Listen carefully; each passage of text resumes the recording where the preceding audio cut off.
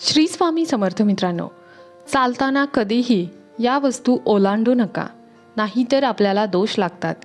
तसेच घरी आलेल्या या व्यक्तीचा तुमच्या घरी कधीही अपमान करू नका, नाहीतर घराची प्रगती होत नाही. त्यामुळे या गोष्टीची नक्कीच काळजी घ्या. तसेच नमस्कार करताना असाच करा, म्हणजे आपल्या आयुष्याचे सोने होईल. त्या व्यक्तीची सकारात्मक ऊर्जा आपल्याला मिळेल. म्हणून नमस्कार करताना मनापासून नतमस्तक होऊन नमस्कार करा, कारण मोठ्या व्यक्तीच्या दोन्ही पायांच्या अंगठ्यात विशेष शक्तीचा संचार होतो. अंगठ्यामध्ये विद्युत संप्रेषणीय शक्ती असते. याच कारणामुळे मोठ्यांच्या पाया पडल्याने ती शक्ती आपल्याला मिळत असते आणि आपली प्रगती होते. असे म्हणतात की जे फळ कपिला नावाची गाय दान केल्याने किंवा कार्तिक व ज्येष्ठ महिन्यात पुष्करमध्ये स्नान, दान, पुण्य इत्यादीने प्राप्त होते, तेच पुण्य ब्राह्मणाच्या पाया पडल्याने प्राप्त होते. जेव्हा एखादी व्यक्ती आपल्या पाया पडते तेव्हा त्याचे दोष आपल्याला लागतात. म्हणून दोषमुक्त होण्यासाठी देवाचे नाव घ्यावे. देवाचे नाव घेतल्याने दोघांनाही सकारात्मक परिणाम मिळतात आणि पुण्यामध्ये देखील वाढ होते. चालताना कोणत्या गोष्टी ओलांडू नयेत, तसेच आपल्या घरी कोणत्या व्यक्तीचा अपमान करू नये हे जाणून घेणार आहोत. तत्पूर्वी तुम्ही जर चॅनलवर नवीन असाल तर चॅनलला सबस्क्राईब करा आणि व्हिडिओला एक लाईक नक्की करा. तसेच कमेंट बॉक्समध्ये श्री स्वामी समर्थ जय श्री कृष्णा नक्की लिहा. कुरुक्षेत्रमध्ये महाभारताचे युद्ध सुरू होते. दररोज कौरव सेनेचे मोठमोठे योद्धे मारले जात होते. कौरव सेना अत्यंत दुःखी होते. त्यांच्या सैन्याची संख्या हळूहळू कमी होत चालली होती. एक एक दिवस अगदी चिंतेचा उगवत होता. काय करावे सुचत नव्हते. अर्जुन, युधिष्ठिर यासारख्या वीर योद्ध्यांपुढे कोणाचेच काही चालत नव्हते आणि भीम तर महाशक्तिशाली एकदाच कितीतरी सैनिकांना परास्त करत होता. पितामह भीष्मसारखे ज्येष्ठ योद्धे कौरवांच्या बाजूने असून देखील त्यांच्या सेनेची सतत हानी होत होती. त्यामुळे दुर्योधन तर अगदी रागाने पेटून उठला होता. एक दिवस दुर्योधन वैतागून पितामहांवर व्यंग करतो. यामुळे व्यथित होऊन पितामह भीष्म घोषणा करतात की मी उद्या सर्व पांडवांचा वध करेल. त्यांच्या घोषणेची बातमी पांडवांच्या शिबिरात पोहोचताच पांडवांची अस्वस्थता वाढली, कारण भीष्मांच्या क्षमतेबाबत सर्वांनाच कल्पना होती. तेवढ्यात भगवान श्रीकृष्ण शिबिरात दाखल झाले. पांडवांची अस्वस्थता त्यांच्या लक्षात येताच ते द्रौपदीला म्हणाले, माझ्यासोबत चल. द्रौपदीला सोबत घेऊन भगवान श्रीकृष्ण पितामहांच्या कक्षात पोहोचले. ती वेळ रात्रीची होती.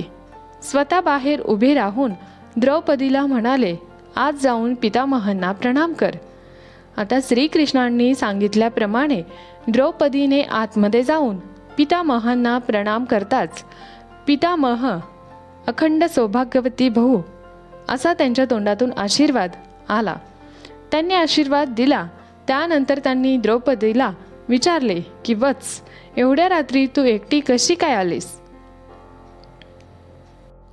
तेव्हा द्रौपदी म्हणाली, माझे बंधू श्रीकृष्णासोबत मी इथे आले आहे आणि ते बाहेर थांबले आहेत. असे द्रौपदीने सांगताच श्रीकृष्णाला भेटायला पितामह भीष्म बाहेर आले आणि त्यांनी दोघांनी एकमेकांना प्रणाम केला. पितामह भीष्म म्हणाले, माझ्या एका वचनाला दुसऱ्या वचनाने मात देण्याचं काम फक्त श्रीकृष्णच करू शकतात. शिबिरात परतताना श्रीकृष्ण द्रौपदीला म्हणाले की बघ, तुझ्या फक्त एक वेळ येऊन पितामहांना नमस्कार करण्यामुळे तुझ्या पतींना जीवनदान मिळाले, हे तुझ्या लक्षात आले का? जर तू दररोज नित्यनेमाने पितामह भीष्म, धृतराष्ट्र, द्रोणाचार्य या मान्यवरांना नमस्कार केला असताच आणि दुर्योधन, दुःशासन यांच्या पत्नींनी सुद्धा जर नित्यनेमाने त्यांचे ज्येष्ठ बंधू पांडवांना नमस्कार केला असता तर ही युद्धाची वेळच आली नसती. असे असते नमस्कार आणि आशीर्वादाची शक्ती. यामध्ये तात्पर्य काय तर वर्तमान काळात आपल्या घरी ज्या समस्या आहेत त्यांचे मूळ कारण हेच आहे की कळत न कळत आपल्या हातून वडीलधाऱ्या मंडळीची उपेक्षा केली जाते. जर प्रत्येक घरात वडीलधाऱ्या मंडळींना दररोज नमस्कार करून त्यांचे आशीर्वाद घेण्याचे संस्कार असतील तर असे घर स्वर्ग बनू शकते. मोठ्यांचा आशीर्वाद हे एक असे कवच आहे ज्याला कुठलेही शस्त्र भेदू शकत नाही. कारण नमस्कारात प्रेम आहे, नमस्कारामध्ये विनय आहे, नमस्कारामध्ये अनुशासन आहे. नमस्कार आदर शिकवतो. तसेच मनामध्ये नमस्कारामुळे सुविचार येतात. नमस्कारामुळे क्रोध नष्ट होतो व आपला अहंकार नष्ट होतो. नमस्कारामध्ये शीतलता आहे, आपली संस्कृती आहे. या संस्कृतीचे आपण जतन केलेच पाहिजे. याचं वैज्ञानिक कारण पाहायचं म्हटलं तर पाया पडल्यामुळे आपल्या शरीरातील सर्व जोड ताणले जातात. त्यामुळे ताण दूर होण्यास मदत होते. हा एक प्रकारचा व्यायाम आहे. खाली वाकून पाया पडल्याने डोक्यातील रक्तप्रवाह वाढतो, जो डोळ्यांसाठी अतिशय चांगला असतो. तसेच खाली वाकल्याने आपला अहंकार कमी होतो. वडीलधाऱ्या मंडळीबद्दल समर्पणाची भावना निर्माण होते. आता कोणाच्या पाया पडू नये? पूजा करणाऱ्या व्यक्तीच्या पाया पडू नये. एखादी व्यक्ती जर पूजा करत असेल तर त्या व्यक्तीच्या पायांना स्पर्श करू नये, अन्यथा पूजेत अडथळा निर्माण होऊ शकतो. त्याचबरोबर मंदिरातही कोणाच्या पाया पडू नये असे योग्य मानले जात नाही. कारण मंदिर हे देवाचे स्थान आहे आणि तिथे पाया पडलास मंदिराचे पावित्र्य भंग होऊ शकते. कारण मंदिरामध्ये देवापेक्षा श्रेष्ठ कोणच नसते. म्हणून मंदिरात कधीही कोणाच्या पाया पडू नये. पुजारी व्यक्तीच्या पाया पडू नये.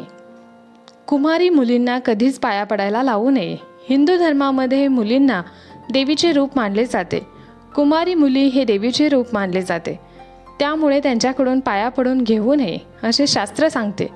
कुमारी मुलींनी पायांना स्पर्श केल्यास असा माणूस पापाचा भागीदार बनू शकतो. हिंदू मान्यतेनुसार मामा आणि मामीने त्यांच्या भाचा किंवा भाचीला आपल्या पायांना स्पर्श करू देऊ नये. कारण भाचीला काशी स्वरूपात मानलं जातं. स्मशानभूमीतून आलेल्या व्यक्तीच्या कधीही पाया पडू नये. हिंदू धर्मात असे मानले जाते की जर एखादी व्यक्ती स्मशानभूमीवरून परत येत असेल तर त्या व्यक्तीच्या पायाला हात लावू नये. मग तो आपल्यापेक्षा कितीही मोठा असला तरी असे करणे अशुभ मानले जाते. तसेच झोपलेल्या व्यक्तीच्या पाया पडू नये. झोपलेल्या व्यक्तीच्या पायांना स्पर्श देखील करू नये. कारण झोपलेली व्यक्ती मृत दिसते आणि आपण मृत व्यक्तीच्याच पाया पडतो असे होते. आपल्या शत्रूला कधीही नमस्कार करू नका. कारण त्यांच्या मनात आपल्याबद्दल कायम द्वेष असतो. आपले चांगले होऊ नये अशी भावना त्यांच्यामध्ये असते. त्यामुळे त्यांच्या पाया पडल्याने आपल्याला नकारात्मक ऊर्जा मिळते. म्हणून शत्रूला कधीही नमस्कार करू नका. साधू संन्यासीकडून पाया पडून घेऊ नये. साधू संन्यासी यांचे आपण पाया पडावे, मात्र त्यांना कधीच आपल्या पाया पडून देऊ नये. कारण ते त्यांच्या गुरूंच्या पाया पडतात. जावयाने कधीही सासऱ्याच्या पाया पडू नये असं म्हणतात. कारण पौराणिक कथेनुसार शंकराने आपले सासरे दक्ष यांची हत्या केली होती. भाच्याने मामाच्या कधीही पाया पडू नये. कारण कृष्ण कथेवरून असे सांगितले जाते की कृष्णाने कंस या मामाचा वध केला होता. एखादी व्यक्ती जेवण करायला बसली असेल तर तिच्या पाया पडू नये. प्रवासाला निघणाऱ्या व्यक्तीच्या पाया पडू नये. तसेच तुमच्याबरोबर प्रवासाला निघालेली व्यक्ती वयाने कितीही मोठी असली तरी तुमच्याबरोबर निघणार असेल तर त्यांना नमस्कार करू नका. यामुळे अपमान होतो. कोणाच्या पाया पडल्याने भाग्य वाढते. मोठी बहीण आणि आत्याच्या पाया पडल्याने आपला बुधग्रह मजबूत होतो. वयस्कर माणसाच्या पाया पडल्याने केतुग्रह मजबूत होतो. आपल्या वडिलांच्या पाया पडल्यामुळे आपला सूर्यग्रह मजबूत होतो. काकी, आई, आजी, मावशी यांच्या पाया पडल्यामुळे आपल्या कुंडलीतील चंद्रग्रह मजबूत होतो. मोठ्या भावाच्या पाया पडल्याने मंगळ ग्रह मजबूत होतो. संत, गुरु व ब्राह्मणांच्या पाया पडल्याने आपला गुरुग्रह मजबूत होतो. तसेच वहिनीच्या पाया पडल्याने शुक्रग्रह मजबूत होतो. सासरच्या लोकांशी नेहमी चांगले संबंध ठेवले तर आपला राहुग्रह देखील मजबूत होतो आणि आपल्या कामामध्ये येणारे अडथळे आपोआप दूर जातात. राहुग्रह आपल्या कामामध्ये अडचणी आणत असतो. त्यामुळे राहुग्रह जर मजबूत झाला तर आपल्या कामामध्ये येणाऱ्या अडचणी आपोआप दूर होतात. आता कोणाला ओलांडू नये, कोणत्याही प्राण्याला ओलांडू नये, तसेच अग्नीला चुकूनसुद्धा ओलांडू नये. कधीही पाय लागू देऊ नये. अग्नीला पाय लागणे फार अशुभ मानले जाते. यामुळे अग्निदेवांचा अपमान होतो. 2. ज्या खुट्याला गाय किंवा वासरू बांधलेले असते त्या दोरीला ओलांडू नये. 3. केस, भस्म, गंध अशा पवित्र वस्तू ओलांडू नयेत. कापलेली नखं कधीही ओलांडू नयेत. कोणत्याही अंड्याचे कवच कधीही ओलांडू नये. अंड्याचे कवच ओलांडणे अतिशय अशुभ मानले जाते. कोणाच्याही जेवणाचे ताट कधीही ओलांडू नये किंवा मग ओलांडलेले ताटातील जेवण कधीच खाऊ नये. असे जेवण खाल्ल्याने दोष निर्माण होतो. या 4 लोकांचे आपल्या घरी आगमन होणे शुभ मानले जाते. जर तुमची नणंद तुमच्या घरी येत असेल तर तिने 4 दिवस राहून तिचा पाहुणचार करणे अतिशय शुभ असते. नंदेने तुमच्या घरी येणे अतिशय शुभ मानले जाते. त्यामुळे तिचा कधीही आपल्या घरामध्ये अपमान करू नका. 4 दिवस ती राहील तेवढा वेळ प्रेमाने वागवावे आणि तिचे शुभ आशीर्वाद घ्यावेत. यामुळे आपल्या घराची देखील प्रगती होते. म्हणून नंदेला कधीही अपमानित करू नये. आपल्या घराला कधीच काही कमी पडत नाही. घर सदैव भरलेले राहते. जावयाचे पाय तुमच्या घराला लागणे अतिशय शुभ असते. म्हणून जावई तुमच्या घरी येत असेल तर तुमच्या घरासाठी ते अत्यंत शुभ असते. मात्र जावयाने घर जावई होऊन राहू नये. तुमच्याकडे वारंवार तुमचे भाचे येत असतील तर त्यांचे तुमच्या घरी येणे तुमच्यासाठी खूप शुभ असते.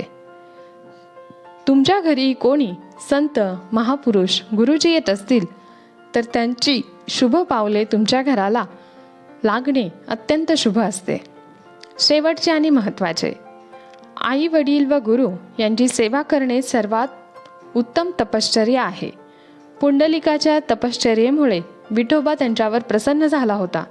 मुलांनो, पुंडलिकेचा आदर्श समोर ठेवून आपणही आई वडिलांची मनापासून आज्ञा पालन करणे, त्यांची लीन भावाने सेवा करणे हे आपले कर्तव्य आहे. आई वडील संतुष्ट झाल्यास परमेश्वरही प्रसन्न होतो. यासाठी मुलांनो, आई वडिलांनी सांगितलेले मनापासून ऐका. त्यांच्या कामात त्यांना मदत करा. त्यांना देवासमान मानून सेवा करा. शेवटी एवढेच म्हणेल की आईची माया, पित्याची छाया, सोबत मिळालेले संस्कार 7 जन्मही अपुरे फेडण्यास तुमचे उपकार. हा माहितीपूर्ण व्हिडिओ तुम्हाला आवडला असेल तर व्हिडिओला एक लाईक नक्की करा. आणि जर तुम्ही चॅनलवर नवीन असाल तर चॅनलला सबस्क्राईब जरूर करा. तसेच कमेंट बॉक्समध्ये श्री स्वामी समर्थ नक्की लिहा. धन्यवाद. श्री स्वामी समर्थ. जय जय स्वामी समर्थ. जय श्री हरिकृष्णा.